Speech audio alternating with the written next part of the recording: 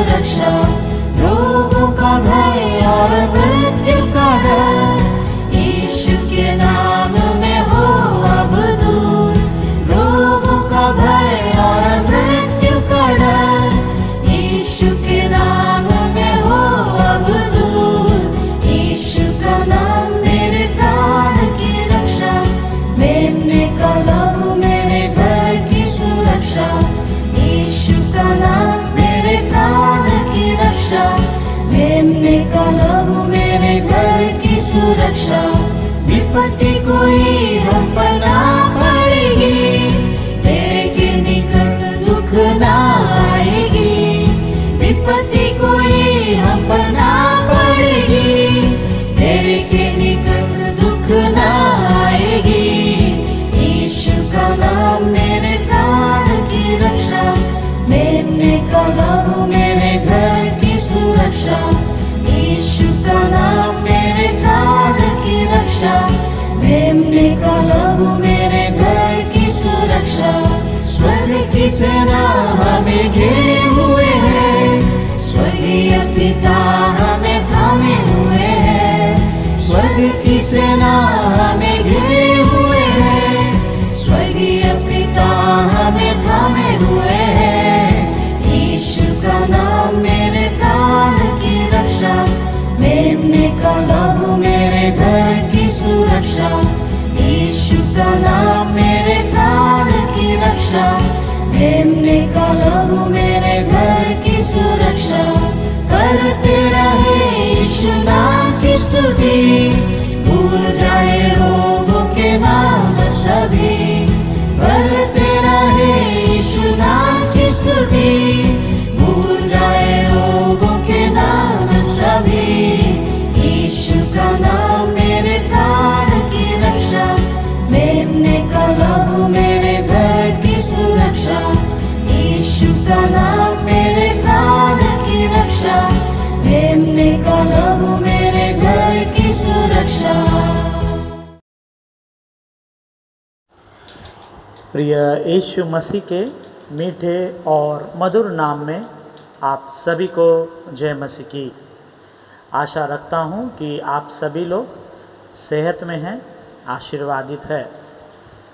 आज के मनन चिंतन के लिए जो वचन चुना गया है वो पाया जाता है निर्गमन उसका 12वां अध्याय 7वां वचन, एक्सोडस चैप्टर 12 वर्स 7। हिंदी में इस प्रकार लिखा गया है, तब वे उसके लहू में से कुछ लेकर जिन घरों में मेमने को खाएंगे उसके द्वार के दोनों अलंगों और चौखट के सिरे पर लगाए। In English it says, the people are to take some of the blood and put it on the door post and above the doors of the houses in which the animals are to be eaten। प्रभु परमेश्वर इस पढ़े गए वचनों के द्वारा आपको और मुझे आशीष दे। जब हम इस निर्गमन उसका 12वां अध्याय 7वें वचन को देखते हैं, परमेश्वर की प्रकोप को हम देखते हैं, परमेश्वर की आशीष को भी हम यहाँ पर देखते हैं। 10 तरह की महामारी को जब हम सुने हैं, जाने हैं, इन 10 में से आखिरी पर आज हम मनन चिंतन कर रहे हैं और एक वचन पर हम ध्यान रखेंगे जो हमसे कहा गया है। परमेश्वर यीशु मसीह ने इनको कहा कि मौत रात के समय आने वाली है, जो कि 12 से लेकर हम 14वें आयत तक देखते हैं। On that night I will go through the land of Egypt, killing every firstborn, punishing all the gods of Egypt. I the Lord has spoken। ऐसा लिखा है 12वें वचन में कि उस रात मैं हर एक मनुष्य के पहले संतान, वो जानवर हो या इंसान हो, उन्हें पनिश करूँगा, उनके ऊपर न्याय उंडेलूँगा, उनको शिक्षा दूंगा मैं। और इजिप्ट के हर एक भगवान को वो ख़त्म कर देगा। ऐसे बात को कर कर इस 10वें प्लेग में परमेश्वर हमसे बात कहता है, और इस प्लेग से बचने के लिए या इस महामारी से बचने के लिए एक काम वो हम सभी को उस समय पर बोलता है, और वही काम है वो 7वां वचन में लिखा गया है। 7वां वचन में लिखा है, 6वें में लिखा है, आप एक मेमने को काटो या एक भेड़ में से किसी एक को काटो जो 1 साल का अंदर होगा, और उसकी तबीयत अच्छी होनी चाहिए, कुछ भी कमी उसमें नहीं होनी चाहिए, और उसे काट कर, ये वचन 7वां वचन में लिखा है, तब वे उसके लहू में से कुछ लेकर जिन घरों में मेमने को खाएंगे उसके द्वार के दोनों अलंगों और चौखट के सिरे पर लगाए। उस मेमने को काटकर उसके लहू को दरवाजे पर या चौखट के पास एक निशान, एक लहू को छिड़काना परमेश्वर ने उनसे कहा था।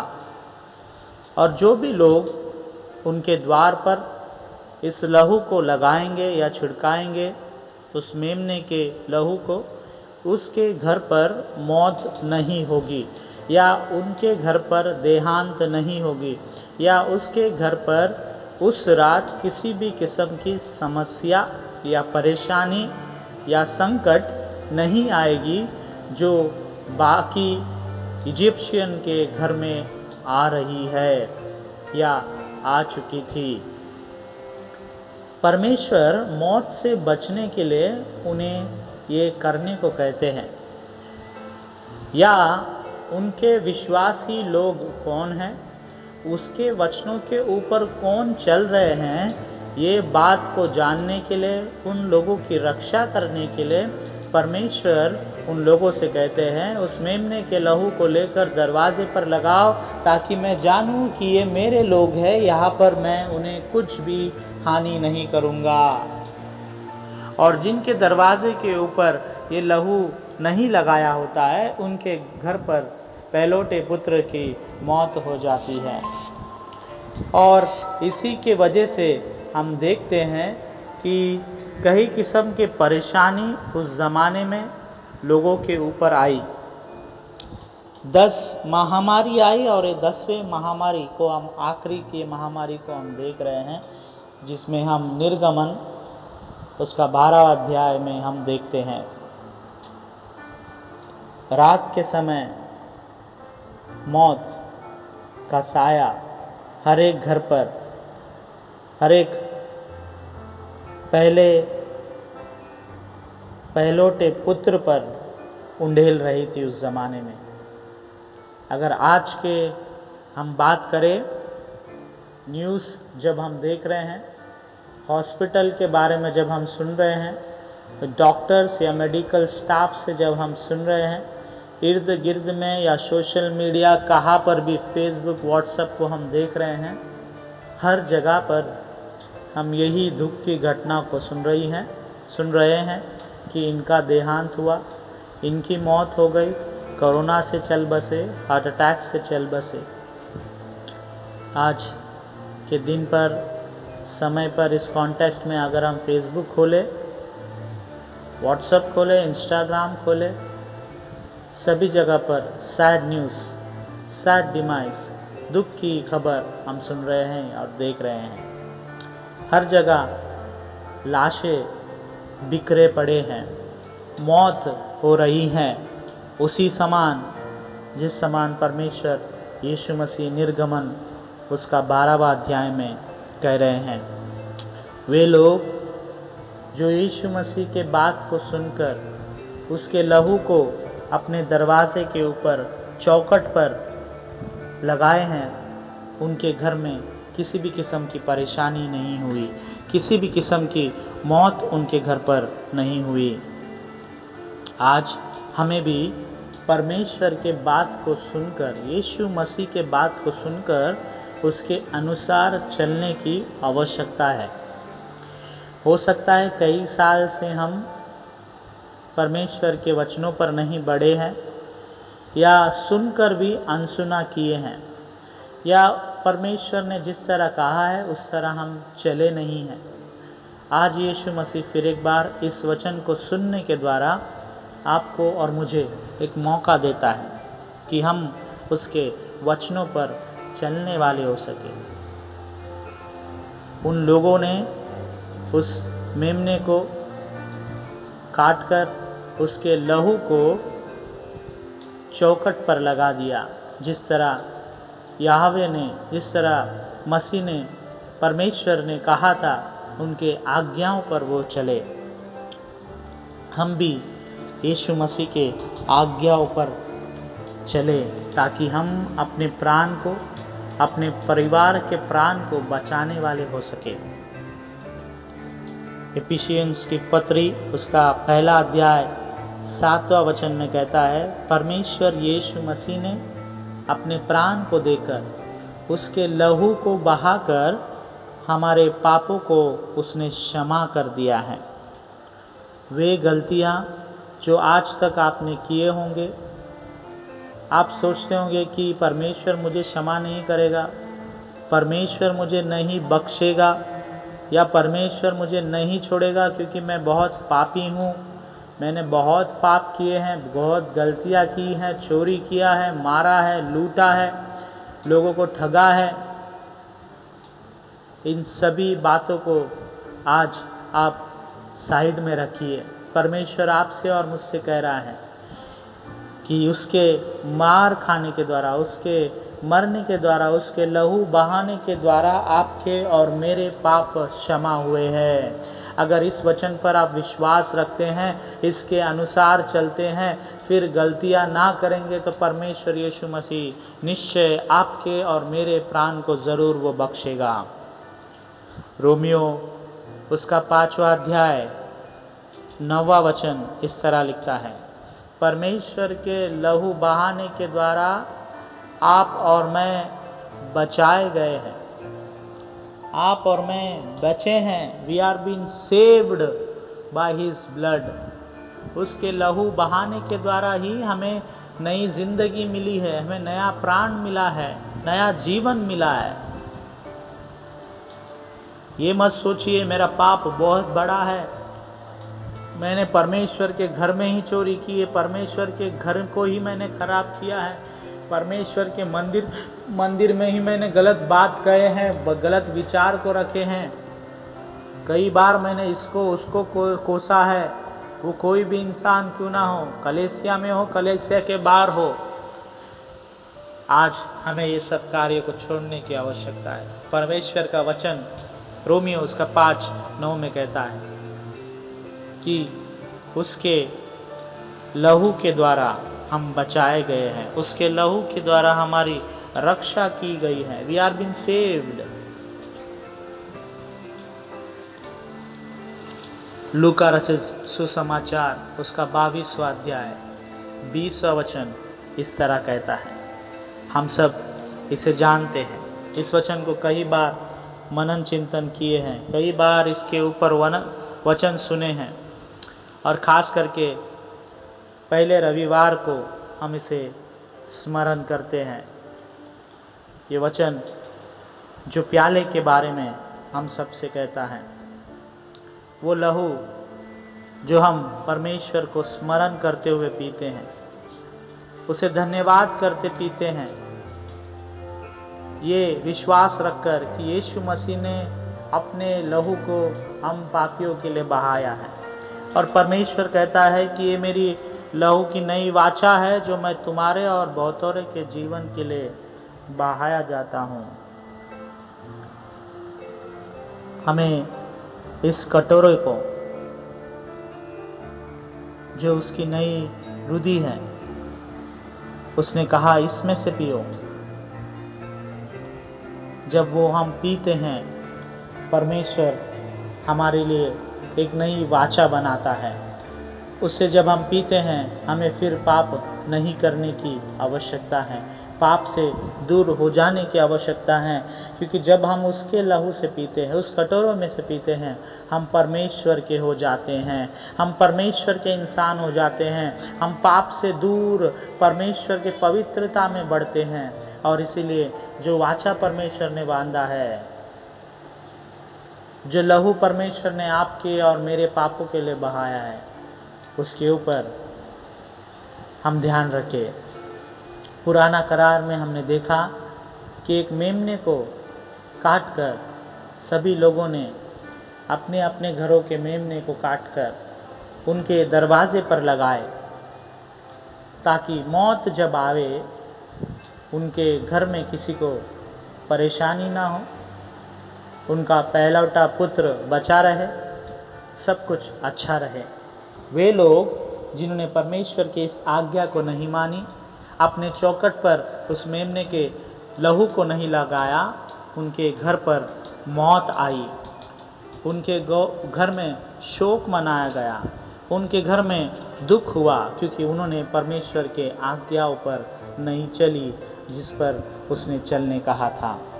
आज हम नए करार में देखते हैं यीशु मसीह जो इस धरती पर आए, हमारे और आपके पाप को ले गए।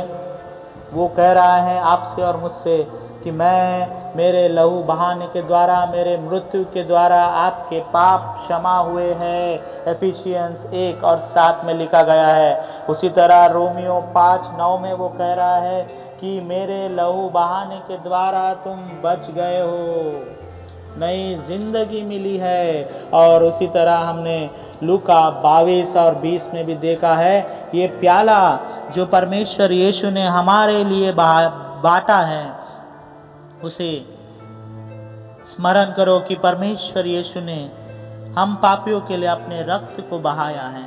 एक नई वाचा उसने हमारे लिए बनाया है, ताकि हम सुरक्षित रहे, हम महफूज रहे, हम उसके वचनों पर सदा चलने वाले हो सके, क्योंकि हम जब उसके प्याले को पिए हैं, हम उसके बेटे और बेटी कहलाते हैं, और हम कभी फिर पाप में ना गिरे। ऐसा विश्वास, ऐसी इच्छा परमेश्वर आपसे और मुझसे रखता है। खास कर जब इस कोरोना महामारी में हम हर जगह न्यूज़ में कई बार हम सुन रहे हैं कि इसकी गलती है, इस सरकार की गलती है, वो काम नहीं कर रहा है, ये काम नहीं कर रहे हैं, नकली दवाइयाँ बनाए जा रहे हैं, नकली वैक्सीनेशन को बेचा जा रहा है, ऑक्सीजन अवेलेबल नहीं है, बेड्स अवेलेबल नहीं है, हॉस्पिटल भरे हुए हैं, लोग मर रहे हैं। उनके अंतिम विधि को करने के लिए भी लोगों को घंटों भर रुकना पड़ रहा है, क्योंकि लाशें बहुत सारे बिखरे पड़े हैं। सभी के विधियों को पूरा करने समय लग रहा है। जलाने का जो बॉडी जलाते वो मशीन भी खराब हो चुका है, क्योंकि बार बार जला रहा है इसकी वजह से। उसी तरह जब हम गाड़ते हैं वहाँ पर भी बहुत सारे जगह की समस्या हो रही है। इन सभी समस्याओं में परमेश्वर आपसे और मुझसे ये बात करता है।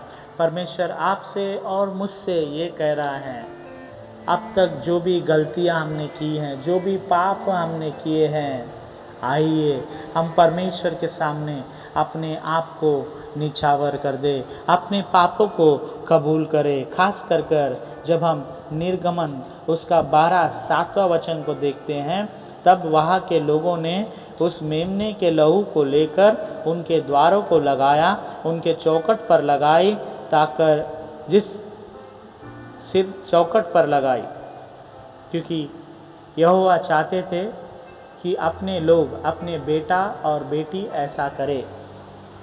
जिस तरह यीशु मसीह चाहते थे उस तरह उन लोगों ने किया। क्या आज हम जिस तरह यीशु मसीह चाह रहे हैं, आज हम ऐसे कर रहे हैं क्या? वो आप खुद क्यों ना हो, आपके परिवार के सदस्य क्यों ना हो, पास्टर DS बिशप क्यों ना हो, देश के जवान नेता क्यों ना हो, देश के लोग क्यों ना हो, क्या हम जिस तरह परमेश्वर हमसे चाहता है, जिस वचनों पर वो हमें चलने को कह रहा है, क्या हम उसके अनुसार चल रहे हैं? नहीं, आज हमें जांचने की, परखने की आवश्यकता है। खास कर इस वचनों के द्वारा हम उसके आज्ञा पर चलने वाले हो सके। उसके लहू के द्वारा हमारे पाप क्षमा हुए हैं, उसके लहू के द्वारा हमारी जिंदगी बच गई है। उस लहू के प्याले को जिसने हमने पिया है, उसके द्वारा हम उसके बेटे और बेटी बन चुके हैं। तो आइए, हम जब उसके बेटे और बेटी हैं, हम पवित्रता में चलने वाले हो सके, हमारे पाप को छोड़ दे, जिस तरह परमेश्वर हमें आज्ञा देता है उसके ऊपर हम चलने वाले इंसान बने। प्रभु परमेश्वर इस वचनों के द्वारा आपको, मुझे महफूज, सुरक्षित, सलामत इस महामारी से, विभिन्न बीमारियों से, चिंता, परेशानी, डर से दूर रखे। आमीन।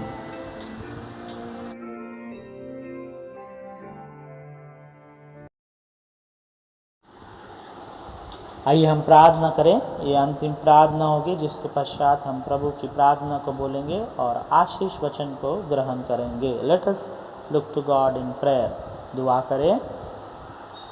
स्वर्गीय विराजमान पिता परमेश्वर यीशु मसीह, फिर एक बार हम सब आपके पवित्र चरणों में आते हैं। तहे दिल से आपको धन्यवाद करते हैं इस ज़िंदगी के लिए जो आपने हम पर उंडेली है। कई सारे लोग आज के सुबह को नहीं देख पाए पिता परमेश्वर, विभिन्न बीमारियों के वजह से, डर के वजह से या इस महामारी के वजह से वे चल बसे। हम आपको धन्यवाद करते पिता, हमारे परिवार में सब लोग सुरक्षित हैं। हो सकता है हमारे रिश्तेदार बंधुजन में देहांत हुआ है, उनके आत्मा शांति के लिए हम प्रार्थना करते हैं। उनके चिंता परेशानियों में आप उन्हें शांति, समाधान, सांत्वना देने के लिए आपसे दुआ करते हैं। आज के वचनों को हमने सुना है पिता, निर्गमन उसका 7वां वचन को हमने देखा है। आप आपके लोगों से कहते हैं कि उस मेमने के लहू को अपने चौखट पर लगाए, और जो आप पर विश्वास करता है, जो आपके वचनों पर चलता है पिता, उन्होंने इस कार्य को किया और उनके घर में मौत नहीं हुई, उनके घर में समस्या नहीं आई, उनके घर में उलझने नहीं हुई। वे सब जीवितों के हिसाब में थे। पिता परमेश्वर, खास करके आज हम आपसे प्रार्थना करते हैं, हमारे परिवार के हर एक सदस्य को आप जीवितों के हिसाब में रखे, इसलिए धन्यवाद। आने वाले दिनों में भी आप उन्हें महफूज रखने के लिए आपसे प्रार्थना करते हैं। पिता परमेश्वर, हमारे परेशानियों को, हमारे चिंता को आपके चरणों में समर्पित करते हैं। मांगते हैं पिता परमेश्वर, वर्णन मेमोरियल मेथोडिस्ट हिंदी कलीसिया के हर एक मेंबरान को नाम बाय नाम आप आशीर्वादित करना। उनके चिंता परेशानियों में, उनके दुख में, उनके डर में, उनके बीमारियों में, उनके पैसे की ज़रूरतों में, उनके आने जाने में, उनके पढ़ाई में, उनके बढ़ती उम्र में, उनकी कमज़ोरियों में आप सदा उन्हें आशीर्वादित करने के लिए आपसे दुआ करते हैं। हाँ पिता, हम जानते हैं कई बार हमने आपके वचनों को सुना नहीं है, तो कई बार सुना है पर उसके अनुसार हम चले नहीं हैं। हम हमारे गलतियों को मानते हैं और आज हम आपसे प्रार्थना करते पिता, हमें शक्ति दे, हमें बल दे कि हम आपके वचनों के ऊपर चलने वाले हो सके। कई बार हम सोचते हैं हम चलेंगे पिता, पर हम गिर जाते हैं और गिरने के बाद आप हमें उठाते हैं, पर हम अपने कमज़ोरियों की वजह से, हमारे आदतों की वजह से हम फिर उस पाप में अपने आप को डाल देते हैं। मांगते खुदा कि आप अपने अनुग्रह सदा सर्वदा हमारे ऊपर बनाए रखे हैं और विभिन्न परेशानियों में, उलझनों में आपने हमें महफूज सुरक्षित रखा है, इसलिए धन्यवाद। कलीसिया के अनेक लोग जिन्हें कोरोना हुआ है, उन्हें आप महफूज रखना, बचाए रखना पिता। जो दवाइयाँ वो ले रहे हैं, जो गोलियाँ वो खा रहे हैं पिता, आप उन्हें शक्ति बल प्रदान करने के लिए आपसे प्रार्थना करते हैं। हर एक वायरस, हर एक कमज़ोरियों को आप निकाल कर आपके आशीष से भरने के लिए आपसे दुआ करते हैं। उसी तरह हम प्रार्थना करते पिता परमेश्वर, इस देश में विभिन्न लोग, कोई भी धर्म के क्यों ना हो पिता, जो इस कोरोना महामारी से या विभिन्न बीमारी से परेशान हैं, अस्पताल के चक्कर काट रहे हैं, उन पर अपने आशीष बनाए रखना, उन्हें चंगाई प्रदान करना पिता। खास करके आज के वचन को जब हम सुने हैं, जो आपके वचनों पर चलते हैं, उन्हें आप सुरक्षा देते हैं, इसलिए धन्यवाद।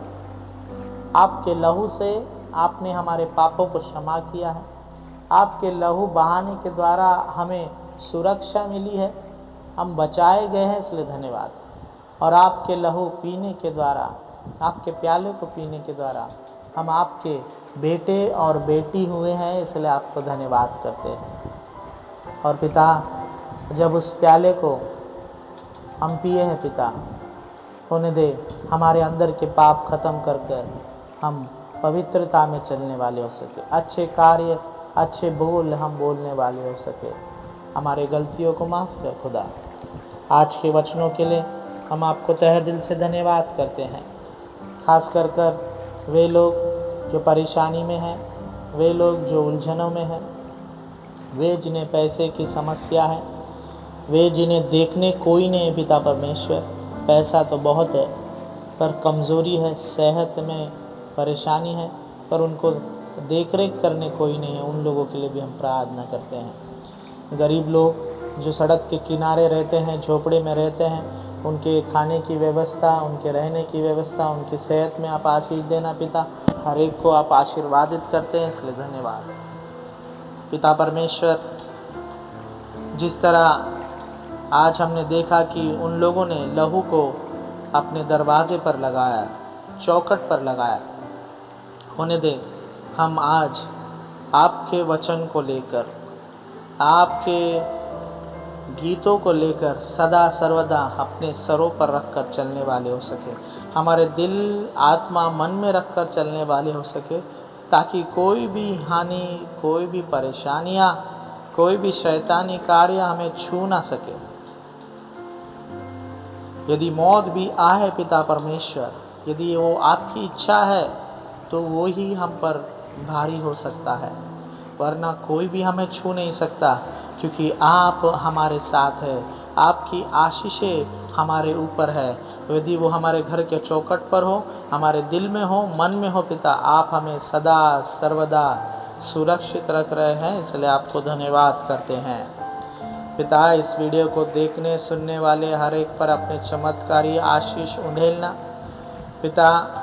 खास करके हमारे कलीसिया के बुज़ुर्गों के लिए, इस देश के बुज़ुर्गों के लिए, बच्चों के लिए हम प्रार्थना करते हैं, आपके शक्ति बल से आप उन सभी को सुरक्षित महफूज रखने के लिए आपसे प्रार्थना करते हैं पिता। हम सभी के गलतियों को माफ़ कर और आपके राह में हमें आगे बढ़ाने के लिए आपसे प्रार्थना करते हुए, हम सभी के गुनाहों को, पापों को आपके पवित्र चरणों में समर्पित करते हुए पिता, इस कोविड महामारी को जल्द से जल्द आप ख़त्म करने के लिए आपसे दुआ करते हुए, ताकि फिर एक बार हम सब आराधना में मिलकर आपकी आराधना, आपकी जय जयकार करने वाले हो सके, आपके गवाही को देखने वाले और देने वाले हो सके। ऐसा आशीष हम सभी पर उंडेलने के लिए आपसे दुआ करते हुए